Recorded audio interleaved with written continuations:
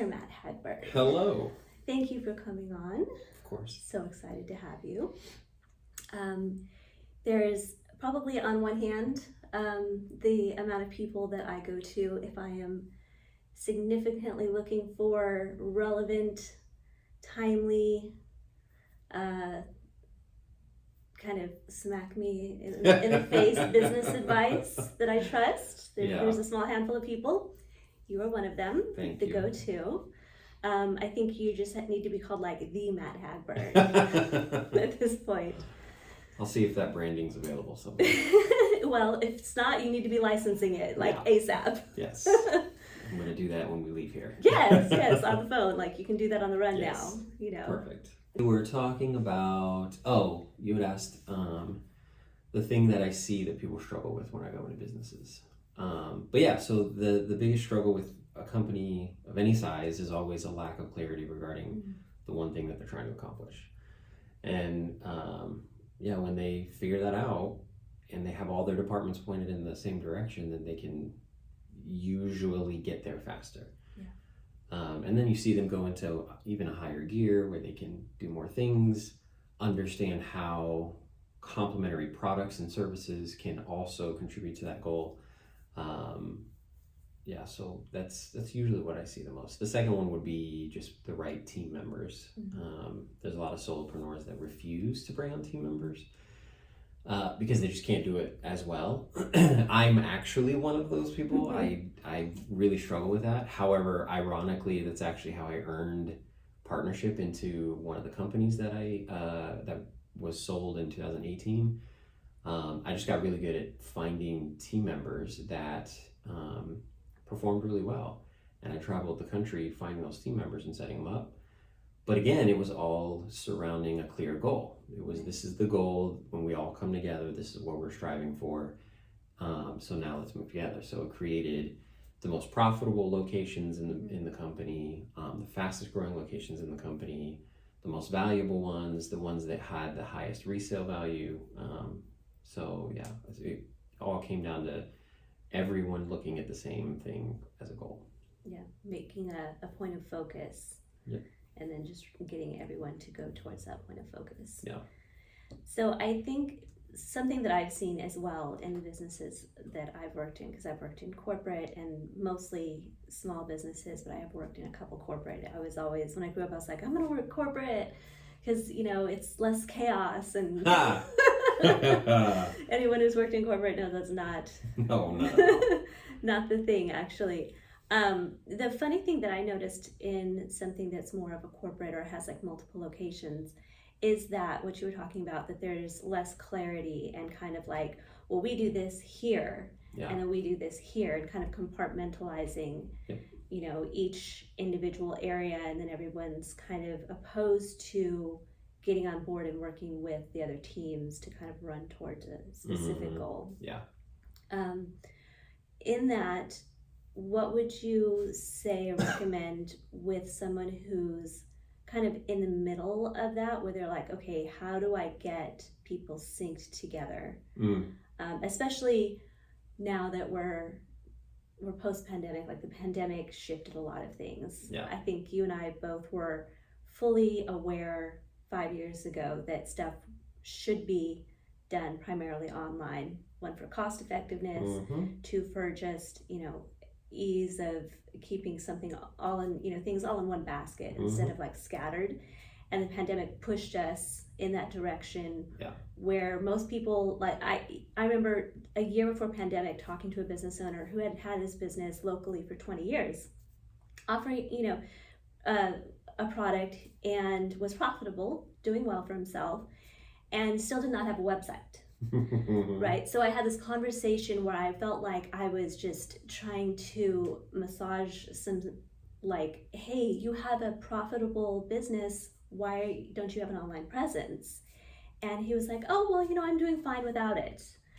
And then pandemic hit and he could no longer use, because he would do a lot of like community pop-ups and events and things like that. And now that was out the window. So, a lot of people went into this online space kicking and screaming. They were kicking and screaming before, and some of them continued to be kicking and screaming. into that with the pandemic. So, with the pandemic, what have you seen? Because we're kind of like, I think some people are shifting and going back into the office, and some people are saying, no, it's better to be online. Yeah. What do you think is going to develop as that everyone was just kind of like dumped into that space? Yeah. So I think the smart companies are going to try to figure out what's the balance between efficiency and personal touch. So, um, being online, being able to do Zoom meetings every day, like that online space is obviously more efficient. Like anyone who denies that, their business is going to go out, is going to be gone in months. Like there's no way you can deny that being able to gather everyone on Zoom or on whatever, platform that you're gathering on is not more efficient. It just makes more sense. Um, in addition, it also made everyone realize that the in-person, like, there's a lot of time wasted on actual work done in the in-person situation because there's a lot of chit chat and a meeting that would be 5 to 10 minutes, it runs an hour, and then you can't get other work done. Like there's a lot of realizations that happen in regard to efficiency of getting work done through the pandemic. On the flip side of that, there tends to be, if not handled correctly, an absence of collaboration and creativity because of the distance. And you can find a way around that, even though there's distance. For example, I work with clients around the world, and when we get on Zoom, part of that is for collaboration. So if you're purposeful about it, you can work around it. However, there is something about being in person in the same place from a collaboration and creativity perspective that allows for that to happen a little more fluidly. And there's just something about it that allows for that to happen. So the smart companies will figure out how to do both. Ideally, the normal day-to-day would be would be a more efficient remote situation where you realize, like, being in meetings 6 out of the 8 hours of the day means you only have 2 hours to actually do any work. Right. And so that realization means let's be remote most of the time so that way you can work for however many hours it takes for you to accomplish things, and not be wasting time just being in person. And then when we need to collaborate once a week, once a month, whatever, we come together in person or on Zoom or whatever. But the intention is this is collaboration and creativity. We're coming together to do this thing so we can game plan and figure out together, again, going back to that goal, figure out together what the goal is that we're trying to accomplish and move forward with accomplishing that thing. I think that's how smart businesses will need to move forward. Anyone who's still debating whether or not they should be online is probably out of business at this point. There's no way you could have survived the pandemic without being online. Yeah, it's definitely what I think, that I'm just kind of waiting and trying to see what's going to happen is because it pushed us into a different space, there's a lot more need for things to collaborate online and get in that space of, okay, we're doing, there's task-based things, but, where everybody used to kind of congregate by the water cooler, that's not really a thing anymore. Mm-hmm. But something that I think is going to be happening is there's going to be a lot more opportunities for businesses to develop things to meet those needs. Mm-hmm.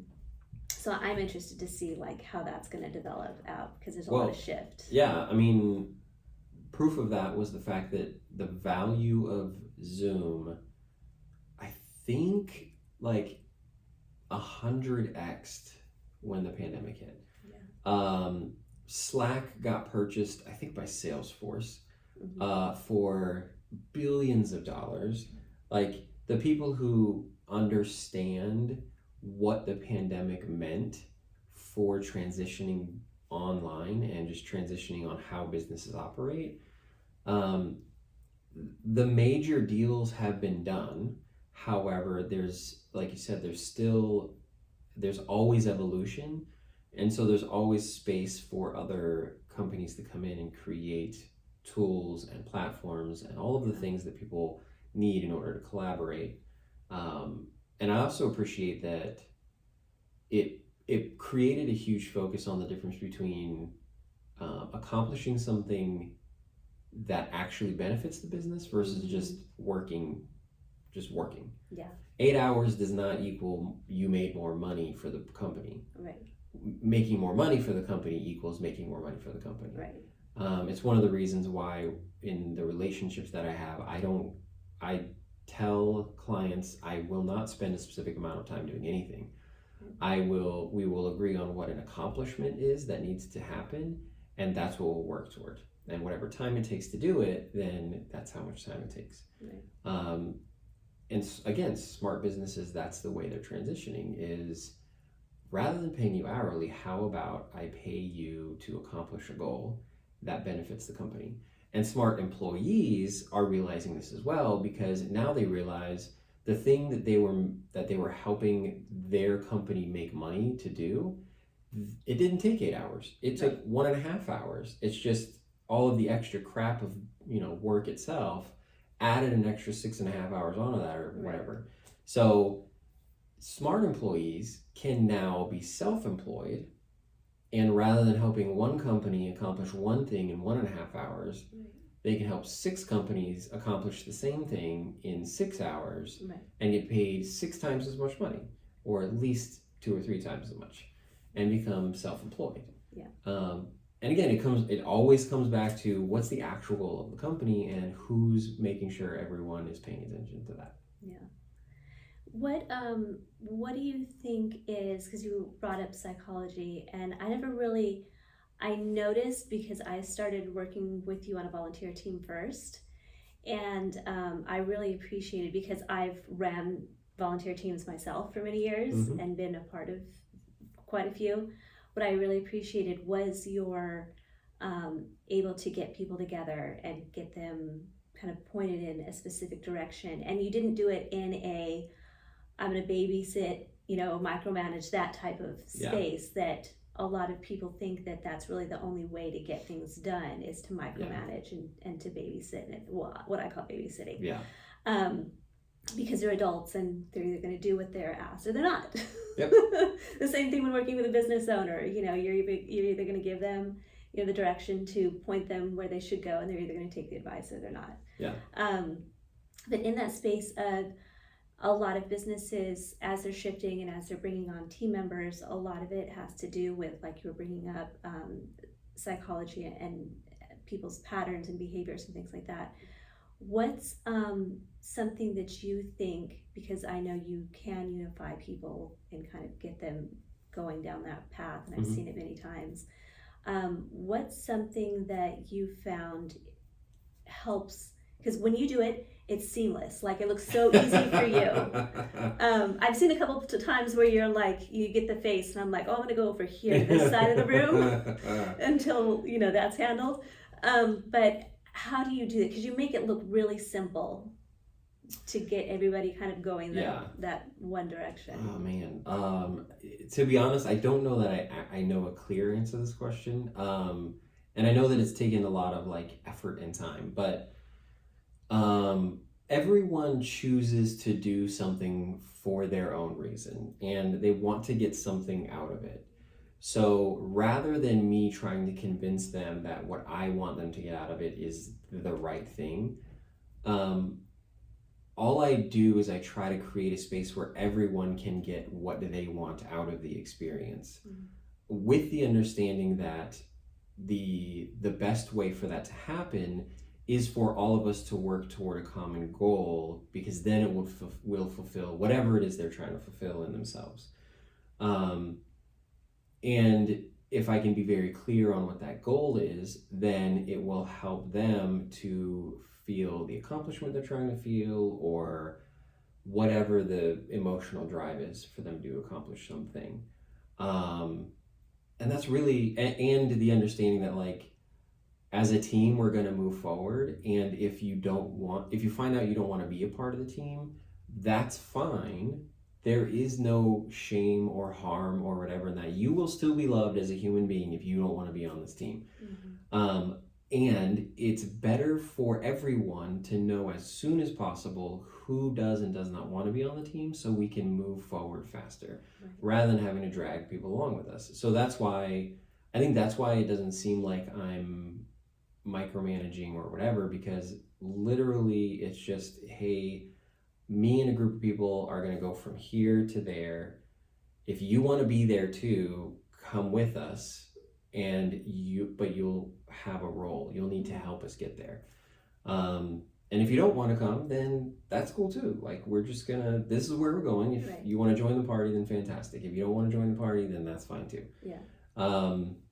And the other cool thing is different in the volunteer space that you're referring to.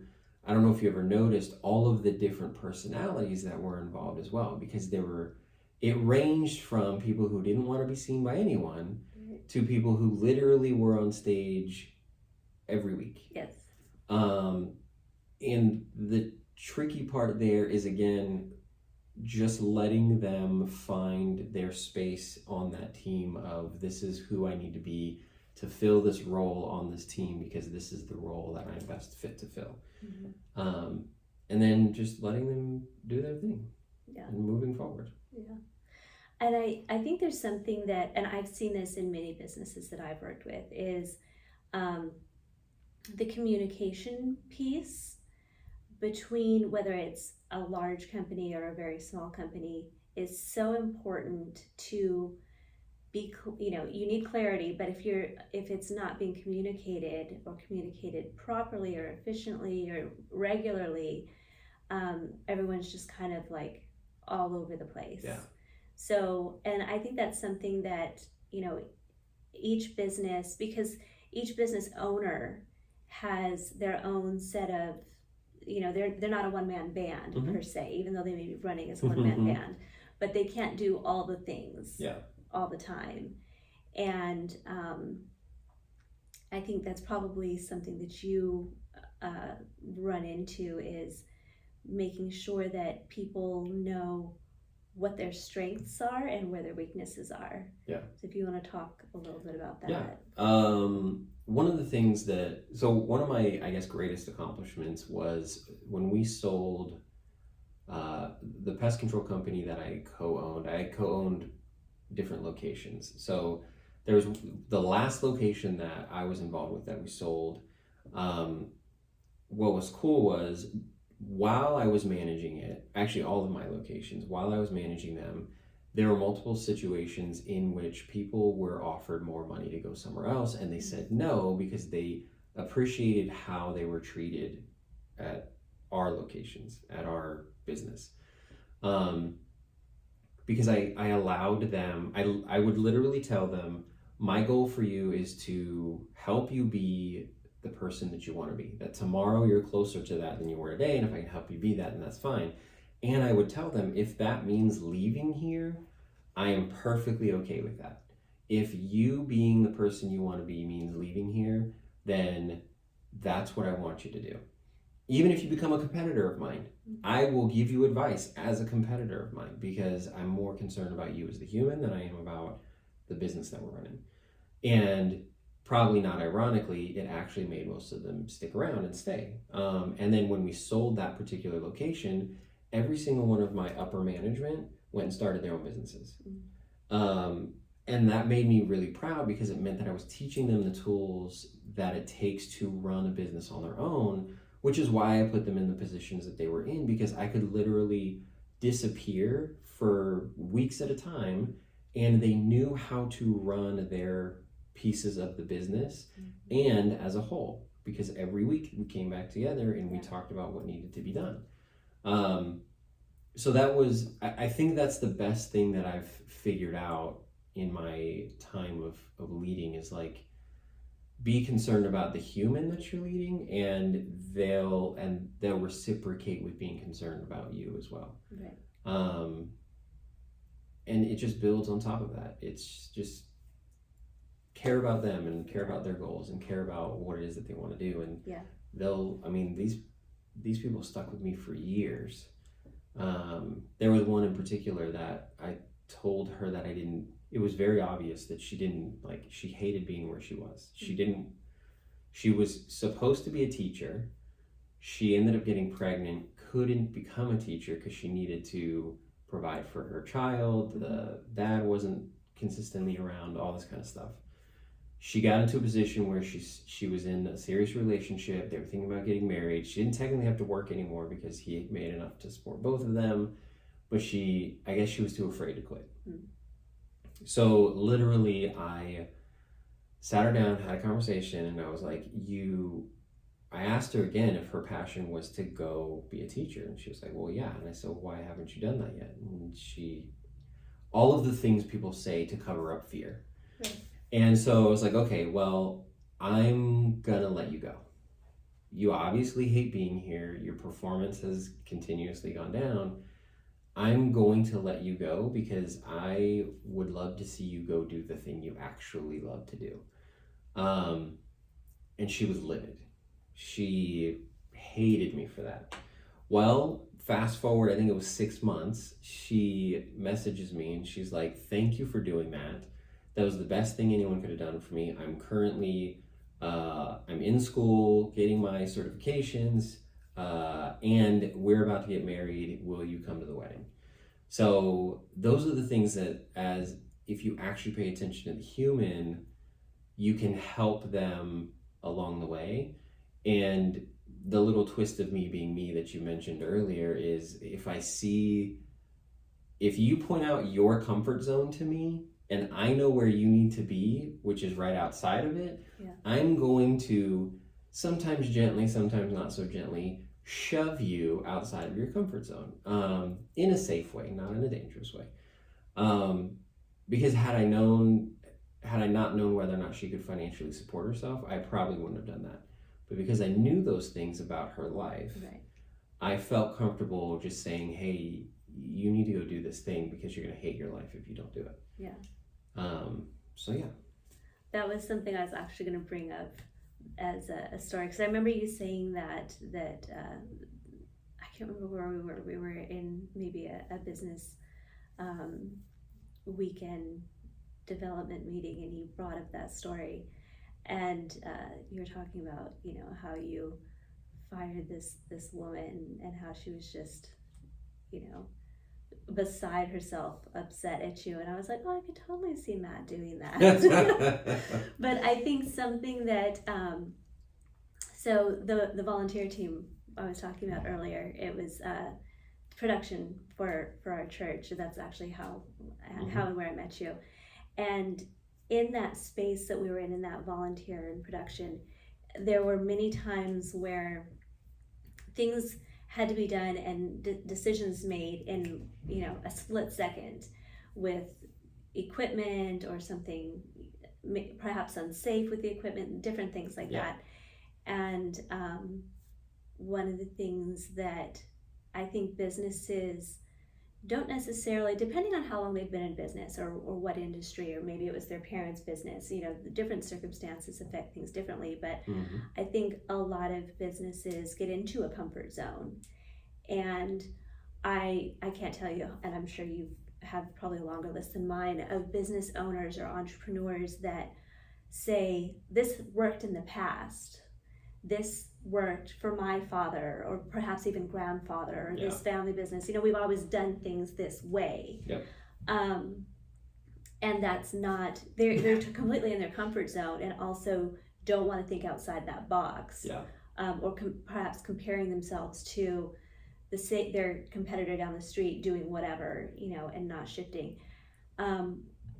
What do you say to people that are kind of in that space of, this is what's worked for me in the past, and trying to go off of past data instead of getting into a different space?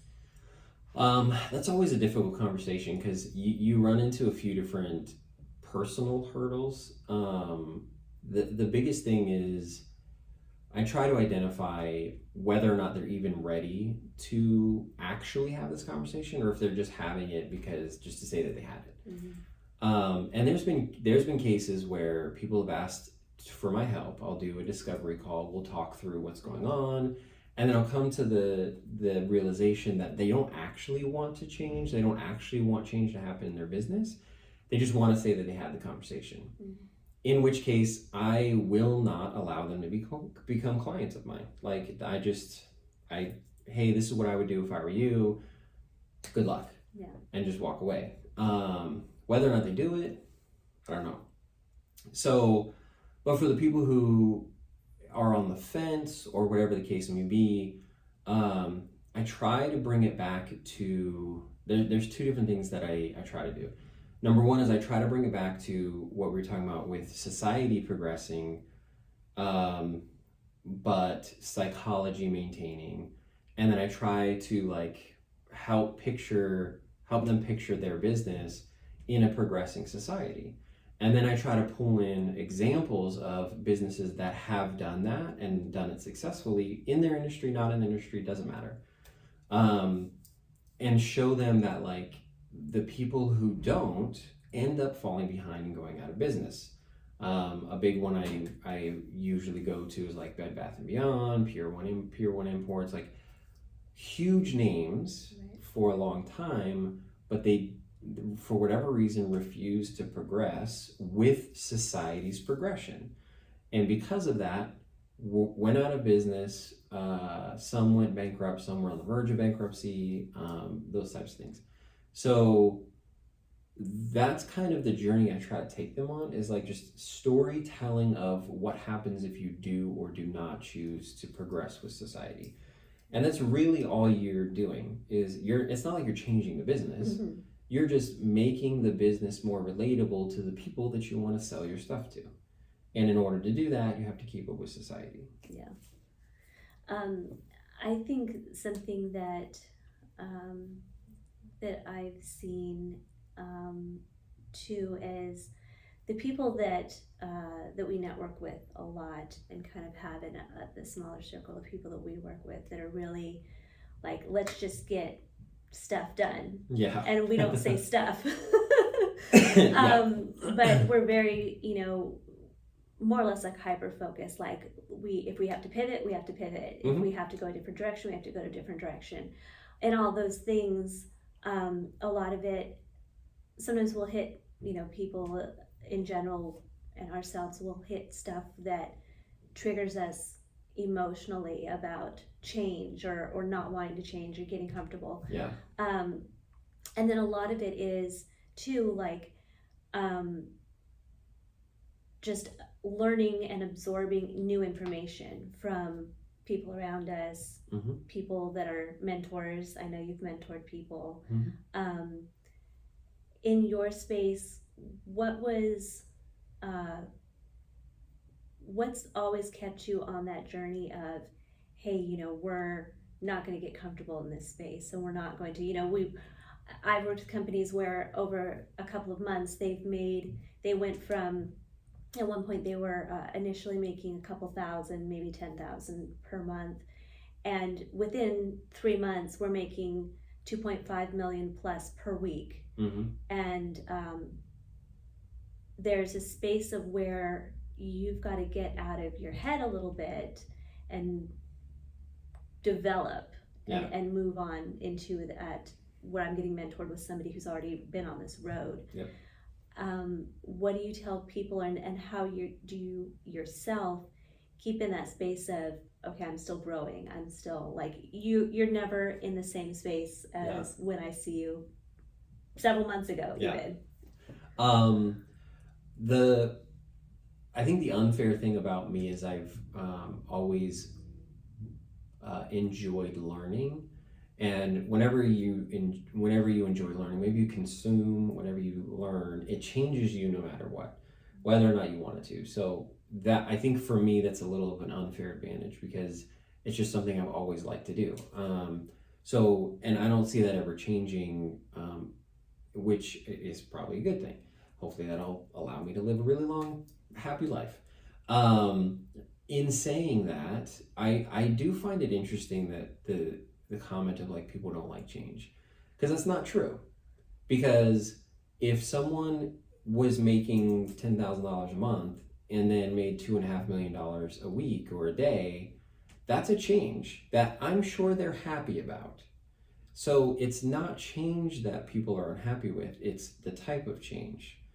And change is always going to happen. So what I try to remember is, do I want to be in control of the change, or am I just going to let it happen around me and to me? Those are your only two options, because it's going to happen no matter what. And either you're going to get left behind, or you can change with it. And so I try, again, for me and my psychology, it's a little bit of a cheat code because I've always enjoyed it. But if you're not that type of person, remembering that that those are your two choices, either be left behind or continue to evolve with everything around you. Hopefully you choose to continue to evolve. You can either create changes that you enjoy, or you can wait and see what change happens and then take it as it is. That's good. And I would rather create change I enjoy than wait and see what changes happen and then I have to live with whatever consequences fall in my lap. Yeah. In business, I think there's definitely something, because when we shifted that quickly from 10K or less a month to 2.5 million per week, and there was a couple weeks where we had 5 million a week, it would just kind of go back and forth. And because it happened in such a short time period, there was a lot of okay, now we have to like kick it up into fourth, fifth gear and shift and see. It really was where, if something develops that quickly, the rubber hits the road super quick and you see where everyone's at. Yep. Just like in an emergency situation, you find out where everybody's at really quickly. Yeah. And where they're, whether or not what they've said matches what they do. Yeah. Can you talk a little bit about, obviously, like no one could pre-plan or prepare for the pandemic, and all the things that happened in that year. And we're still in a lot of shift as far as interest rates. I know you're well acquainted with business in general, and you've watching the interest rates and things like that, and our quote unquote recession. And some interesting things that I learned about the recession as of late is that the recession really doesn't last for more than 8-9 months at the most now. But we still have this fear and this anticipation of like, oh my gosh, there's a recession, and all of a sudden people are jumping into that fear wagon and just halting and stopping. So we couldn't plan for pandemic. We couldn't pre-plan, for the quote unquote recession, the interest rates rising, all those shifts. As a business, now that we've really just walked through those spaces, what do you think are things that businesses can do to be proactive instead of waiting around and being in that reactive? Yeah. Oh man. So I think the proactive way for any business to position themselves really does go back to like how is society moving forward, and kind of putting blinders on the fact that there's a recession, or whether we're in a bull or bear market, or so those are cycles and they happen all the time. Like in our lifetime, we've seen some crazy thing in my adult lifetime, like 2008 to now. So we're talking about 14 years. We've been in so many different cycles of up and down, including literally a global financial crisis. Right. The one thing that maintains is we as a society in the world, we cannot allow our society, our financial society, like all of that, we can't let it fail. Because if we do, we're back in the dark ages and everyone dies, basically. So the likelihood of that happening, pretty slim. People who are fearful of the stock market, for example, if you look at the history of the stock market after the Great Depression, you will not see that it has permanently gone down. Like it always recovers. I've told people this over and over again. If there's ever a reason to not invest in the stock market, it is because the world is ending and you probably should have a stockpile of food and weapons and have a bunker and all that kind of stuff.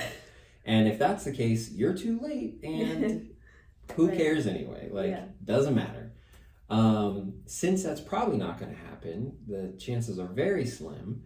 Then you then take advantage of the opportunities that are in front of you. Again, going back to the stock market, I was a financial advisor for a while, and I would always tell my clients, I love a recession. I love when things are cheap because I know that those things are going to be expensive again. So I would rather buy them while they're cheap and sell them while they're expensive.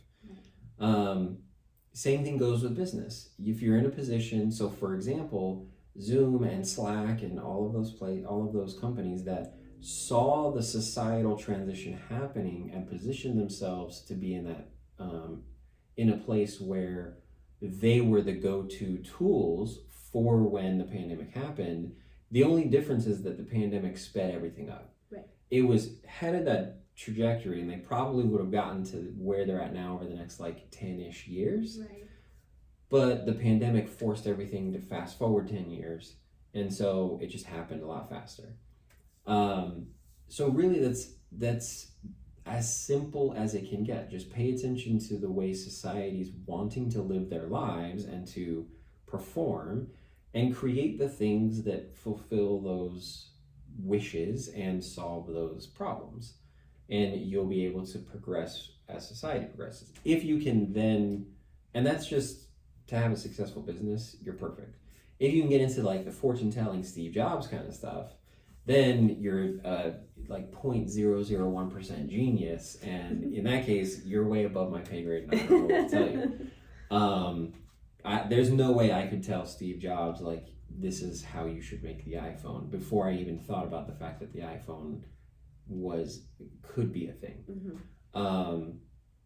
But for regular businesses, it's really just paying attention to what society's doing and putting yourself in a position to capitalize on the way they want to behave. And that's it. Yeah. You mentioned something that I wanted to ask you about. I remember you telling a story at an event we were doing about you were offering services. I think it was for business consulting, or maybe it was coaching, and you were offering it at a specific price point. And then I'm not really sure what the trigger was or how it developed, but you went from offering it at a somewhat average or not a premium price point, Mm-hmm. and then something shifted and you wound up changing your pricing structure dramatically. Yeah.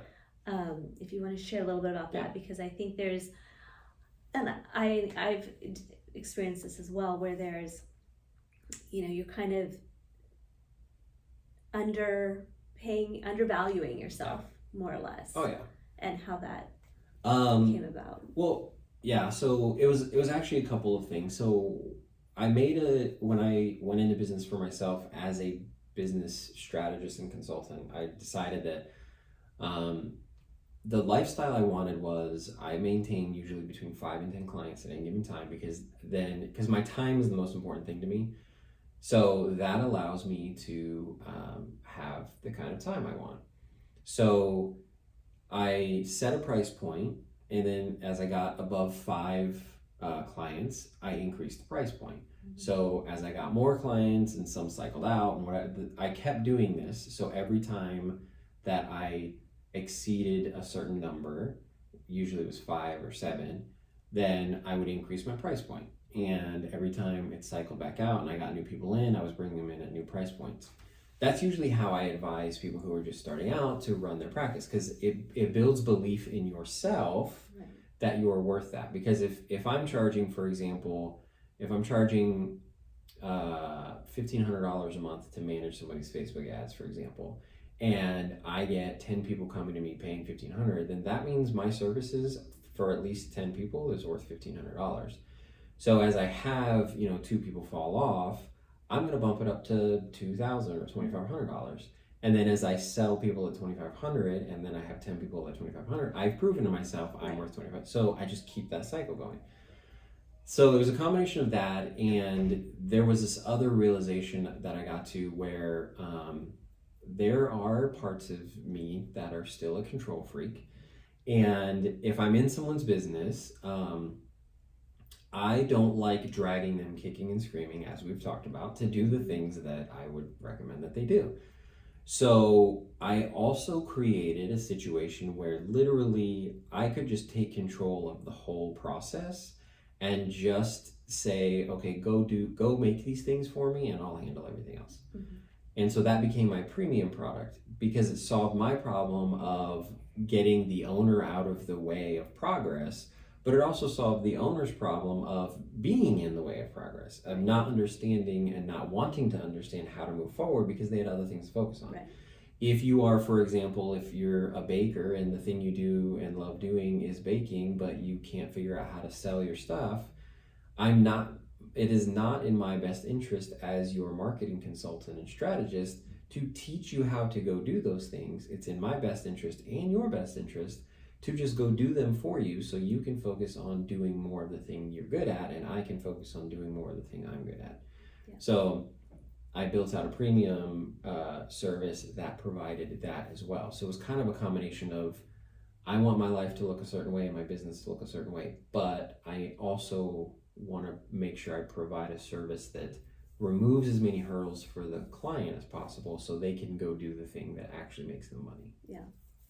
I think there's something, there was a quote that I heard in a book that I was going over, and it was talking about Einstein, and Einstein obviously was brilliant. And Einstein had many things to do and accomplish and develop. And he failed at consistently, Yep. And something that this one phrase keeps popping up in my head sporadically is failing forward. Mm-hmm. I grew up in a home where it was I was expected to be perfect. Yep. Had to be the perfectionist. I've picked up on a few perfectionist characteristics, yep. As you have as well. So a lot of times I wouldn't do something because I was like, it's got to be perfect. It has to look a certain way. It has to present a certain way. It has to do all the things all the right way and not mess up. Yeah. Talk a little bit, if you will, about how that works in business. Oh man, I struggle with this all the time. There's things that I know I should have. There's projects I know I should have already launched and been running, but because it's not at a place where I think it'll launch perfectly, I haven't done it. Thankfully, my plate is consistently full anyway, so it's not like I need these things to happen. Yeah. However, that's not a good excuse for not doing them. And what's funny is when I have conversations with clients about this, what I tell them is what I should be telling myself. A lot of the best things happen on accident. For example, Kellogg's cornflakes was an accident. Someone was baking something, did it wrong, and it came out as Kellogg's cornflakes, and it turned into one of the largest cereal brands and brands in general in America and maybe the world. There are, as an example from digital advertising, we would launch, typos happen in advertising. It's just a thing. So there are a couple times where we've launched ads for very large companies and there's a typo. And when you launch an ad for a large company and there's a typo in it, someone's going to notice and going to tell you, usually hundreds of people, if not thousands. Yeah. And so we created this policy that was, if it's generating money, leave it alone. As long as it's not like hurting the brand in a very negative way. Yeah. So for example, if if it ended up being like a cuss word because it was a typo, that's a bad thing. Yeah. But if it was like, I don't know, what house is spelled Huse instead of House. Yeah. So what we come to find is in a lot of cases, the misspellings actually generated more revenue because it caught people's eye, and then they actually read the message. Right. And then they ignored the misspelling because they were intrigued by the messaging, and then they moved forward. And so these are the stories I like to tell and should tell myself more often about, like, accidents tend to turn into either learning or accidental success. And either way, it's a win because the only way you learn is if you try new things and then you're able to move forward with them. You need data in order to understand how to move forward. But the only way to get data is to just put things out there. I work with authors and artists, and they're like, it's not perfect yet. I don't know if people will like it. And I say, okay, well, when will you know if people like it? And they say, I don't know, I guess when they read it or look at it or whatever. And I say, cool, so let's let them do that and tell you if they like it. Yeah. And most cases, the people they're trying to connect with like what they're putting out. It's just in our own heads that's making us not want to do it. That fear of not being perfect, and and again, that is me. I am talking to me right now. Yeah. And those are the things I have to say to myself over and over again. It's just like, go do it. What's the worst that can happen if it fails? Like, money is replaceable. And people will actually respect you more if you fall flat on your face and get up and learn from it and move forward than if you just don't do anything at all. Yeah. They can't, there's nothing to connect with, you know, if there's no product, if there's no service, if there's, you know, whatever. I think that's something that I've had to, you know, just work through in my head is, it might not look exactly how I want it to be when I launch it, but as long as I launch it, like, I can always go back in and tweak it and, you know, get that data, as I'm a big data nerd as well. You know, you get feedback based on what's happening out there. And if it's not out there, you can't collect any data, you can't talk to people, you can't see what's going on. What are 2 books that you think every business owner, man, or someone not even just necessarily in business already, but, you know, if they're like thinking, like, they're getting their toes wet and they're like, what are the 2 books? So one of my favorite books, and this was, maybe it's a me thing, I don't know, is Extreme Ownership. And the reason I like this book is kind of goes back to that idea of change, like either control the change that happens in your life or suffer the change that happens in your life. So Extreme Ownership really teaches you how to take ownership of all of the pieces of your life. And even if it's something that, like, it's not your fault, there's still something in there you can control. So go control the thing and move your life forward in a way that you want to see it move forward. So that's probably number 1. My number 2 constantly changes. It's, to be honest, it's probably, there's classics like How to Win Friends and Influence People. There's newer ones like The Art of Not Giving a F. Like, it really depends on where you're at in your life and in your career and in your business.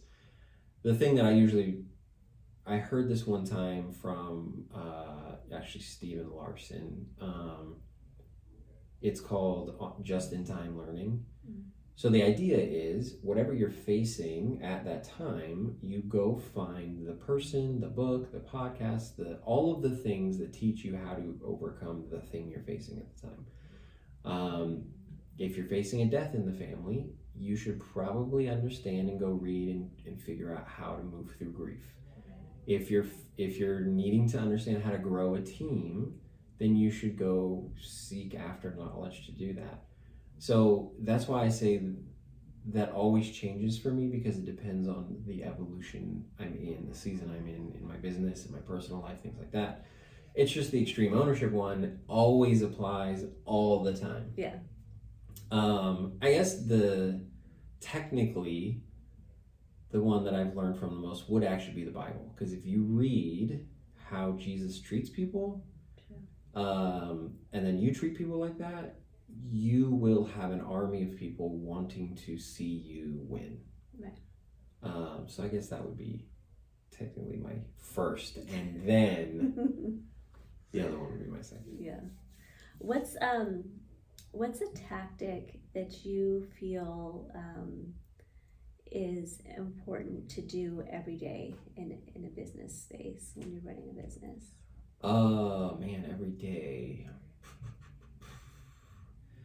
I think having just kind of like check-in points every day, and it's not necessarily like going in. I found that check-in points is more of like maintaining connection with the people and the pulse. It's not let me go in and make sure everyone's doing their job. It's literally, so if you're leading, it's just checking in and saying, hey guys, I'm here if you need anything. How's everybody doing? Whatever the case may be. I think that's probably, if there was something you were going to do every day for your business, that would be what it is. If you're a solopreneur but you have clients, do that for your clients on a consistent basis. Even if it's like, just pick a different client each day. Reach out to them. Hey, how are you doing? Right. How are things going? Here's a check-in. Here's like some of the best contractors and consultants I've worked with. They do that for me. Yeah. They will reach out, usually a couple times a week. Hey, this is how things are going. This is where we're at. All that kind of stuff. It makes me realize that they are consistently working on my behalf. Right. Yeah, that's really good. And it goes back to that connection with people. You know, it's not just about the product, it's not just about the service, it's about the connection with Yep. people that's so important. And you know, if someone's looking at, you know, I've talked to many people over the past few years, and you know, I'll recommend investing for them as far as like you have to invest to have a mentor or be in a coaching program, or if you want to scale, you know, that you're spending money for advertising. And Yeah. Sometimes it's almost like speaking another language to them, trying to get them to explain that if you don't do these things, if you don't make this effort and do the work, you're going to just keep running around in circles. Mm-hmm. What's one of the things that you can say that if people are like, oh my gosh, I can't spend the money for this. Yeah. You know, they're like, oh my gosh, you know, I can't afford doing ... or getting a mentor, things like that. What's your take on that? For mentors specifically, or just it's where, you know, in order to grow, they're going to have to spend money out of pocket. Because there's a lot of different spaces for this. So for example, because I help people with marketing, that one of the funniest ones I get is I can't spend money on marketing, because I'm like, well, then how's anyone going to know that you have a product to sell them? Right. And when I ask them that question, they're like, I don't know. And I'm like, okay, well, yeah. I can't help you if you aren't going to face reality. Right. You usually either have more time or more money. Like that's usually the pendulum people swing on. So if you have the time to do marketing with no money, sure, invest the time. But if you want your time back, you're gonna have to invest the money. And really that goes with everything. So if you can sit on YouTube, you can learn anything on YouTube. You can get a PhD and an MBA, you can get everything just watching YouTube. However, it's going to take you months, if not years, to go through all of that content and to put it together in the right way to actually succeed. For example, people come to me and they're like, oh, I learned this from this person and this from this person, and I'm like, okay, what'd you execute? I executed a little of each one. And I'm like, cool, so you went in 5 different directions and you're wondering why you didn't make any forward progress, because none of them went forward, they all went in different directions. So you can either spend the months, years, however long it takes to figure out how to do all that, or you can invest the money into the people that will teach you how to do it within days or weeks. That's how you speed up your earnings. It's unfortunately a truth that people don't want to accept, and once you accept it, you make a realization that you were an idiot before you didn't accept it. Like, it was paying for speed is a very real thing, and as soon as you realize how effective it is, you don't want to do anything else. Yeah, I think that's something that I feel like we educate, because I've been in marketing as well and advertising, and my parents owned a small business and they made very little money because they refused to spend any money to advertise, to let people know they were out there and they had a product or a service. And this was pre-internet. Yeah. I mean, the internet was there, it just was not accessible on the larger scale. And it was like chasing their tail. They were just chasing their tail all day long, not bringing in team members, not building a team, not spending money, not investing. Yep. They did some things on mindset, but nothing where it was, I've now, learned these things and these tactics. Now let me go execute. And we can spend hours and hours and hours podcasting, book reading, audio, courses on YouTube and whatnot, but without executing, we're just doing more of the same.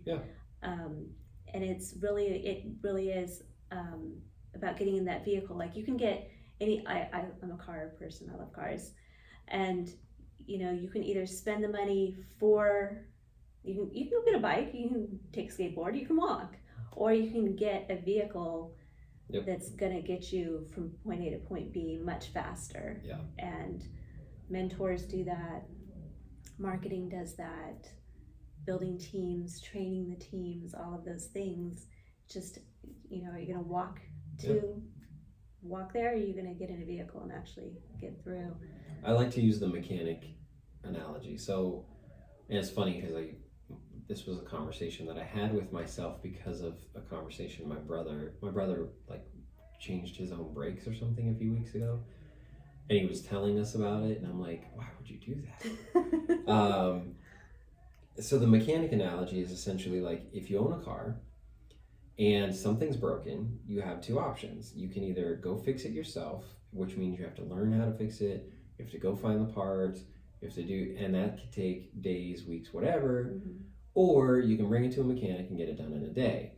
That car probably is technically a source of income for you, because you use it to get to back and forth from work, whatever you need to do. So how long are you going to delay your source of income because you want to save a couple of pennies and do the work yourself, rather than pay someone who can do it faster? That's really what's happening here, is you're just delaying your ability to make more money because you're thinking you're saving. By the way, no one on this planet has ever, in their entire life, ever saved their way to being rich. It's never happened ever once. I challenge anyone to prove to me that it's ever happened, that someone saved their way to being rich. And by rich, I mean in the top 10% of earners in the world. Like, it's never happened. It's not ever gonna happen. It's technically impossible. I think there's something that, so my parents, what they taught me about money and their spending habits and whatnot, are drastically different than what I've learned about money and how you use money in business over the past few years. And I think one thing that I've seen, that kind of as society, everyone has this American dream of, of course you want to buy the house, you want to have the car, whatever, and you want to pay all your debt off. You want to have 0 credit cards and pay off the house and all those things. And there's ways that I think a lot of businesses, even small, medium, and large, operate in that same space of, there's one real estate brokerage that I can think of, just I was speaking to last year, that was talking about, we have no debt. As a brokerage, they have no debt. Their business model, they have no debt. And I was sitting down with them having a conversation, because they were offering me to go to their team, and I was, as soon as we hit that, there was a couple things where I wasn't really sure, if what their goals were aligned with mine. And then as soon as they got there, I was like, oh, I'm in the wrong room right now. Yeah. Talk just a smidge about businesses in that space. Yeah. So whether it's business or personal, again, as a financial advisor, I came to realize a couple of things. There are some people out there that put financial advice out that I do not agree with, because really the biggest reason I don't agree with most people's financial advice is because they blanket statement a lot of things. And whenever I work with people, I understand that there's a logical side to people and an emotional side to people. And some people are more logical and can handle ups and downs in a way that emotional people can't. So the first thing to figure out is, which one are you? Because if you're emotional and you freak out about the fact that you have debt and a bill due, and the stress of that keeps you from performing, then sure, get rid of the debt. Because if you don't, it's going to distract you from creating more wealth. But if you're a logical person and you understand that debt can create more income and revenue for you, and debt has the potential to actually create tax-free, quote-unquote, income for you, then yes, go that route, because you're not freaking out at the fact that you just took out a third mortgage on a rental property because you needed an extra $150,000 to live your life. Because the rental property is going to pay for that mortgage, for that loan. So that's I think the biggest thing is, like, first figure out which one you are. If you are gonna freak out because there's debt sitting on top of you, don't do that, because it's going to run you into the ground. You're gonna stress out. You're gonna have a heart attack. Life's gonna suck. So be okay with that and pay off the debt. But understand that the logical side of that is not the same. The logical side is, there is useful debt, so go use the useful debt. Especially in the US, there's useful debt. Laws are created in a way to help people build businesses and infrastructure, because that's how you build a stronger society, as you contribute to the infrastructure of the society. But yeah, I think you have to figure out who you are first, and then make decisions from there, and not listen to all of the people who say go this direction or go that direction, and that's the rule. Yeah. The only rule is, do the thing that brings your life the most success in the way that you see success. That's good. Yeah. There's a lot of places to go for information now. It's kind of like, and you and I are data nerds, and we both love research and finding things. There's so many places now for, on the World Wide Web, there's so many articles. There's the universities say this, and then business coaches in this genre say this, and then there's financial advisors that say this, and then the YouTube says this. What's a way that you can kind of, and I don't think there's necessarily an inclusive answer to this, but there's a lot of distractions. There's a lot of conflicting information based on who's on the bestsellers list and who's trending, and things like that. What's something that you think is tried and true, just kind of like trying to get through the muddiness of all of that? Yeah. I think the best way again, the logical way to do this is, you go consume a bunch of stuff, and then you compare all of the opposing opinions. You try to separate the facts from the opinions, and then you form your own opinion.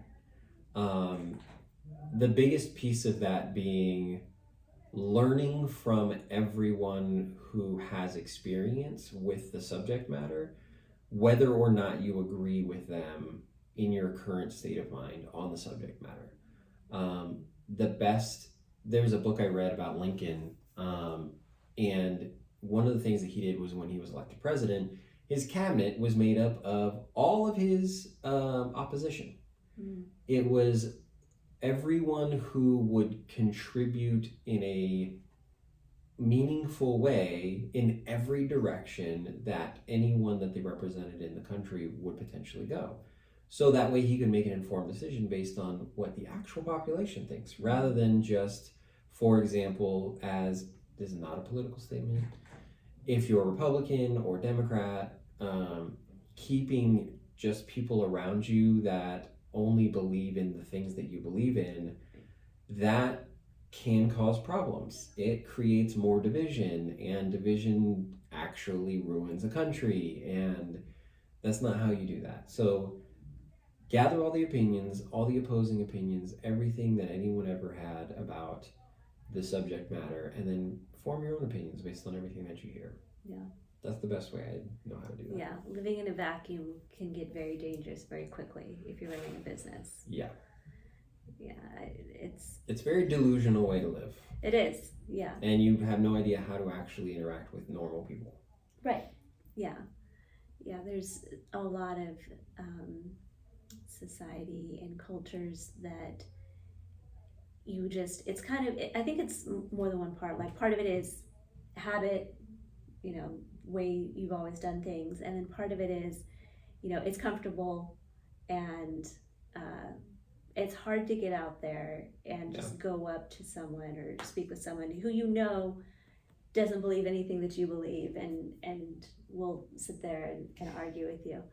I have to get going. Yes. Okay. So in business, what's the one thing you would say that has impacted your life the most over the past, let's just say 5 years? 5 years. Well, obviously the pandemic. Yeah, because that's been a big shift. Yeah. I think the cool thing was I think the pandemic proved a lot of things right that I already believed, which made, I always like being right, so that made me feel good. But it really did create a hyper focus on, like we were talking about, psychology and society, and the fact that businesses have to evolve in the same way society is evolving.